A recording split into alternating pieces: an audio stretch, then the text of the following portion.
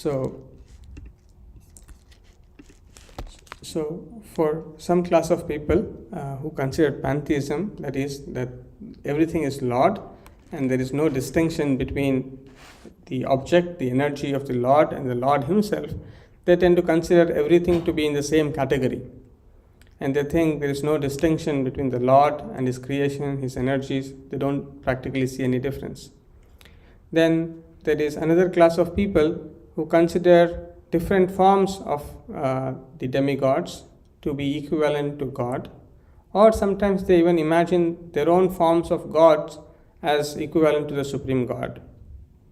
Then the third class of people is that who consider or worship the Vishwata Mukham, or the Lord in his universal form. So in this way, we saw that people of different kinds, other than the Mahatmas, they try to perform this kind of worship. Now, in this verse, the Lord is explaining that sometimes in the Karmakanda portion of the Vedas, there is extensive description about performance of yagnas. So Vedic literature can be classified into three sections, where the one section consists of Karmakanda, where there are different rituals, activities that are meant to be performed to attain some fruitive benefit. For example, someone wants to enjoy the material world even more than what is available in this earthly planet. Someone wants to drink soma juice, enjoy with heavenly women in beautiful gardens. So there is also facility for people who are deeply engrossed in sense gratification, yet they want to enjoy it even more. According to Vedas, there are facilities for that. So there are different kinds of yagnas, there are different kinds of rituals that are to be performed so that one goes to these heavenly planets. Then there is also the Jnanakanda portion, where there is philosophical research towards the understanding of one's own self and the ultimate truth. So there is another category of people who go through the philosophical research of understanding this world, analytically trying to understand this world. Then there is the Upasana Kanda section of the Vedas, which exclusively talk about the worshipping the in some portions there is a worship of the demigods, but eventually it concludes in understanding the worship to the Supreme Lord Shri Krishna. So in this way, there are different sections of the Vedic literatures which talk about different kinds of rituals, different kinds of activities, and they are all have to be understood in holistically. What does that mean? Is that, as we know in Bhagavad Gita, very in the beginning, in the second chapter itself, Lord explains how certain kind of people understand this Vedic literature. And yam imam pushpitam vacham pravadanti avipashchitaha vedavada rataha partha nanyat astiti vadinaha. So ya imam pushpitam vacham pravadanti avipashchitaha vedavada. So these there are Vedavadarataha, or supposed followers of the Vedas. So they see a certain section of the Vedic literatures, and they are not actually the true followers of Vedas for the fact that they don't understand the Vedic knowledge holistically. They only see a certain portion of the Vedic knowledge, and how does that look like? Those are the flowery words of the Vedas. So those words look very attractive, very pleasing to them. And to what kind of people are these Vedarataha? I mean, they are avipashtitaha. They are men with poor fund of knowledge. So their knowledge is not complete. Therefore, because of poor fund of knowledge, they do not have complete knowledge, not rich in knowledge. They are poor in knowledge. So poor people have very little. So in this case, Prabhupada is saying that they have very little knowledge. And because they have little knowledge, and therefore they cannot be really considered to be actually the followers of Vedas, but they can be only considered to be supposed followers of Vedas, what do? They say that the Vedas recommend various fruitive activities for elevation to heavenly planets result in good birth, power, and so on and so forth. So for them, these words in the Vedic literature, which describe how one can attain heavenly planets, a better birth, or more power, more riches, and so on and so forth. So all these material gains which are obtainable by the Vedic processes, these are the things that are attractive to the people who are Vedavadarataha or Avipashchitaha, people who are with poor fund of knowledge. So why do they do this? Kamatmanaha swargapara janma karma phala pradam kriya vishesha bahulam bhogaishwarya gatim prati. Because they are kamatmanaha, so they have a certain desire towards sense gratification. Because they are bhogaishwarya gatim prati, because they are desirous of sense gratification and they want sense enjoyment, bhoga and aishwarya, opulence. So what they say, that there is nothing else in the Vedas beyond this. So this is exactly that as the lens that we apply to see certain things, we tend to receive certain kind of information back. So when we are only looking for the materialistic, sensual gratification, improvement in sensual and material gratification, and then we will try to look for only those portion of the knowledge, and then we will conclude that there is nothing else. Nasti, nanyad astiti. There is nothing else that is present in the Vedas except for this fruitive benefits, and therefore they see that these various yajnas are very important. So it is mentioned in the Vedas, many sacrifices are recommended for elevation to the heavenly planets, especially the Jyotishtoma sacrifices. So it is said that, as we know, easy journey to other planets, Prabhupada says how Vedic literatures talk about how one can go to different planets. And one such way is that if one wants to go to the heavenly planets, all they have to do is that they have to perform this yajna called Jyotishtoma. And in this way, they get access to enjoy heavenly pleasures. And now, Prabhupada also mentions that these people are not very intelligent and not, in fact, Prabhupada even calls them foolish. Why Prabhupada calls them foolish? Because Prabhupada explains that what is that they are desiring that they do not know is a form of bondage. So although they may see a temporary benefit in so-called increased material sense gratification, but actually what they are not realizing is that they are being bound by this material nature even more and more because of this assumption that increased sense gratification will make my life better, and there is nothing else that needs to be done. And therefore, it is very important that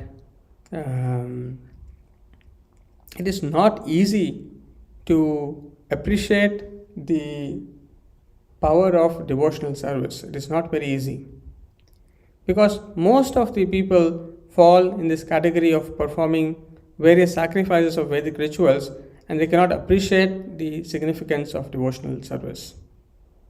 Now, that is why it is mentioned in Srimad Bhagavatam, Aho bata supako to gariyan yad jivagre vartate namatubhyam tepus tapaste juhuhu sasnur arya brahmanuchar nama grinanti yete. So it is said in this verse, O my Lord, a person who is chanting your holy name, although born of a low family like that of a Chandala, is situated on the highest platform of self-realization.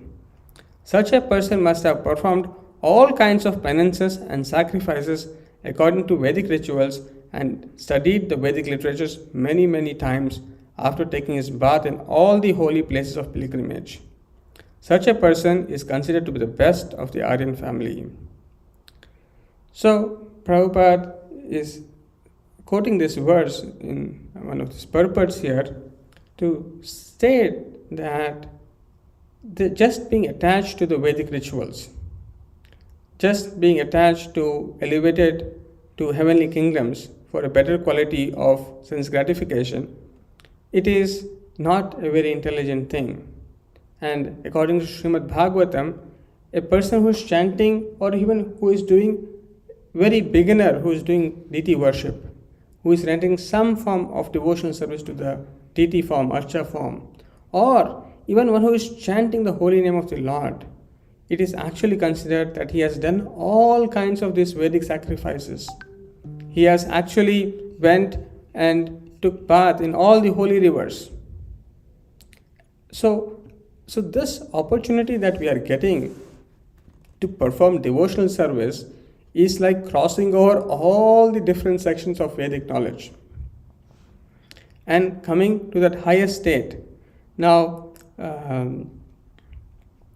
it is also not possible in this age of Kali Yuga to actually perform these Vedic sacrifices, because all these different kinds of sacrifices, there are 5 kinds of Mahayagnas, and the Jyotishtoma Yagna. All these yagnas require great amount of time, energy, resources, proper brahmanas who can chant the Vedic mantras. All these are very, very hard to find in Kali Yuga. Therefore, this gradual process of elevation, which is also mentioned in Vedic literatures, one may question, if this is not the right thing, not the best thing, why is it mentioned in the Vedic literature? It is mentioned because not everyone is willing to advance quickly to the spiritual life. Therefore, the charging might get over to the phone. So, not everyone is willing to take immediately to the spiritual life of Krishna consciousness. So, in the other ages, people will go through these different phases of Krishna consciousness by gradually performing these various yagnas, and they would eventually come to understanding the significance of Krishna consciousness or practice Krishna consciousness. Now, it is very important to note in this verse, the purport, that Prabhupada is stating that all these things are actually Krishna. And in a sense, the verse itself is saying that the sacrifice is the ritual, is Krishna. Sacrifice is Krishna. The offering to the ancestors is Krishna. The healing herb is Krishna. The transcendental chant is Krishna. Krishna, I am the butter and the fire and the offering. So here the Lord is saying that He is everything. In the sense, He is all these things, the mantras, the chanting, the offering, the sacrifices, the fire, and so on and so forth. Now, Prabhupada explains here how we can understand that this is all Krishna. So, in one sense, yes, because the fire and everything that is existing in this world is nothing but a transformation or the expansion of Lord Krishna's energy. And therefore, in that sense, yes, everything is Krishna, but here Lord Krishna is specifically telling some of the things is specifically Him. And Prabhupada says, how can we understand that fire is also Krishna? As we know from the 7th chapter of Bhagavad Gita, where it is said that there are 8 separated material energies of the Lord. And Bhumir, Apo, Analo, Vayu. So the fire is one of the extended material energy of the Lord. And that is being described here, that the fire is also Krishna because fire is one of the 5 material elements and is therefore claimed as the separated energy of Krishna. So, one can understand these different aspects of the Vedic knowledge as how everything is actually related to Krishna. So one who is very advanced in the study of Vedanta philosophy, who is very knowledgeable in studying the Vedic knowledge, can see connection to Krishna in everything. Now, this is one important point, that in the neophyte stage, or when one is not having good knowledge or having poor fund of knowledge, one cannot see the purpose of everything mentioned in the Vedas. Neither they can see how holistically everything is related to Krishna. This is one of the important concept that we will briefly discuss for a few minutes today. So that is, there is compartmentalization. That is what most people do in spiritual life. What is this compartmentalization? Compartmentalization means that the worship of the Lord in the temple is one, and rest of my life that I do after that worship is something else. So this is how most people lead their life, because they see that the Lord is present in the temple, in the church, or in the mosque. So only as far as my going to the temple or the church or whatever it is, that is the time of my spiritual life. Rest of the time, I'm not related to the Lord. Lord is only present in the temple. Therefore, only to that extent, I'll be devotional, I'll be more interested in spiritual life. But after that, I'll be going on performing my different activities. Now, this is again like the Vedavada Rathas, or the supposed followers of Vedas. Similarly, these are the supposed followers or supposed devotees. This is a compartmentalized understanding of the Supreme Lord. Whereas a holistic understanding of the Supreme Lord is very, very much more deeper and which is much more higher. And what is that? That is to recognize the how every activity can be a sacrifice. How at every point of time we are performing an activity, and every activity is giving a result. And in this every small act, I can think, okay, now this act I'm doing in the temple, so there is some relation to the Lord, but rest all time there is no relation, I will do whatever I like. So this is one kind of thinking. But the devotee sees that everything can be offered to the Lord. Every result can be offered to the Lord. Every act can be an act of devotion. Every act can be done in Krishna consciousness, for pleasing Krishna. So, in the neophyte understanding of devotional life, we do not see that cleaning a floor, or cleaning a vessel, or cleaning the bathroom to be devotional service. Because we have a certain compartmentalist understanding that, only when I do a certain activity in the temple hall, or something else which is visibly outward, that is only devotional service. That is because we have not understood the background of devotional service. That every activity that I am doing can be either pleasing to the Lord or it may not be pleasing to the Lord. So, who are very advanced in knowledge, they see that this is also devotional service. This is also I am cleaning for the Lord. This is also I am cleaning on the order of my spiritual master and authorities. Therefore, this is equally important. If I am not doing this act of cleaning the floor very nicely, that means I am not pleasing my authorities, my spiritual master and the Lord. Therefore, this act of devotional service I should not miss. Here is another opportunity that I have got. Similarly, when I am going to the office, that could be also made as an act of service. In fact, during Srila Prabhupada's time, in the initial days, when there was lack of funds, the devotees would even go to the offices to work. Sometimes the devotees would drive a cab and get some money to run the temple.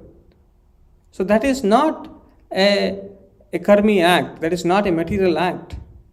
Because they are working for Krishna, that is also spiritual. So this is very significant point that Srila Prabhupada introduced in the Krishna consciousness movement, through the Krishna consciousness movement, is how we can be engaged in the service of the Lord in all circumstances, and how we can quickly come to that stage, because it is not easy to come to that quickly to that stage, because the attachment, the misunderstandings are so deep that we do not recognize the significance of doing every act as a service. Because of that, the progress is very, very slow. So unless we do not develop a higher sense of understanding of what is devotional service, we will be limited to think certain hours to be act of devotion and certain other acts of my own personal interests. This is again a misunderstanding of devotional service. So when we try not to compartmentalize devotional service, but make our life, every activity, every thought, as a method, as a way to please Guru and Krishna, that is very significant. Now, one more important aspect in this is that when we want to please someone, it is very important we take instructions of the superiors.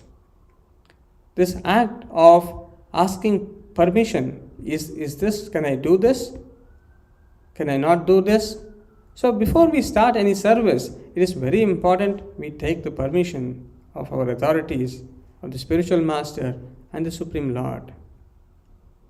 Because a service without being authorized, without being guided by the superior authorities, it is not a service. It is mixed with my own fruitive interests. It is mixed with my own speculative understanding of things. So that again does not benefit completely as much as the pure devotion gives what it gives.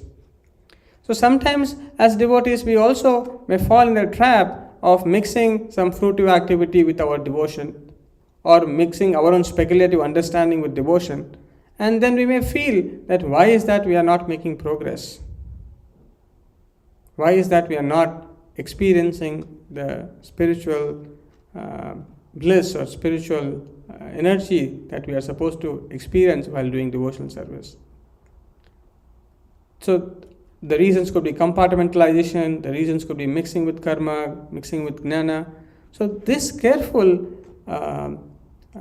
introspection and seeking direction so as to increase the quality of our devotional life is very important. Because sometimes we think that the results or the outcomes of the devotional service are much more important. But actually, the most important thing is our devotion in our devotional service. The outcome is actually, as we saw even in the morning, is the blessings of the Lord. Is the Lord wants to make someone popular, He will make someone popular. He wants to give some power, He will give someone power. But the devotion is not easy to obtain. Devotion is a rare commodity. Devotion, as we know, Krishna is difficult to be purchased. Krishna is not easy to be purchased. Rest all Krishna may give someone, but devotion is rare.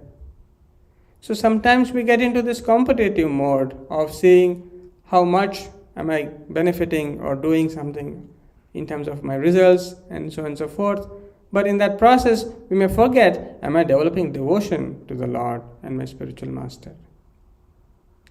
So those aspects are, when we read Srila Prabhupada's books, we understand the spirit of these different activities that we are doing in Krishna consciousness. The spirit of doing activities in Krishna consciousness is to become more Krishna conscious. And become more Krishna conscious means to also recognize we are servants of the Lord and we are trying our best to please the Lord and depend upon Him in all circumstances. In fact, Prabhupada once said that some of the devotees were doing very nice book distribution, but he said, numbers are not that much important as how much you are sincerely putting your hard work. So in this way, sometimes yes, the results may come very easily, sometimes they may not come, but are we really sincerely working for Krishna? Are we really desiring to please Guru and Krishna? Are we sincerely desiring service? Then our understanding of Krishna consciousness is better, higher. Otherwise, we can also become artificially competitive, artificially result oriented, and forget the purpose of all these things is to actually become Krishna conscious. And every service is an opportunity to become Krishna conscious. And not only every service, every moment we can become Krishna conscious. And that's how we need to utilize every opportunity and be prepared to render service so as to make spiritual progress. So as Krishna says that I am to be known from all the Vedas. So similarly, through all the services, that we need to realize ourselves to be servants of the Lord and to become more and more attached to His devotional life. We must become so much eager to hear His glories, because there is no competition in hearing the glories. It's unlimited. Everyone can do for 24 hours.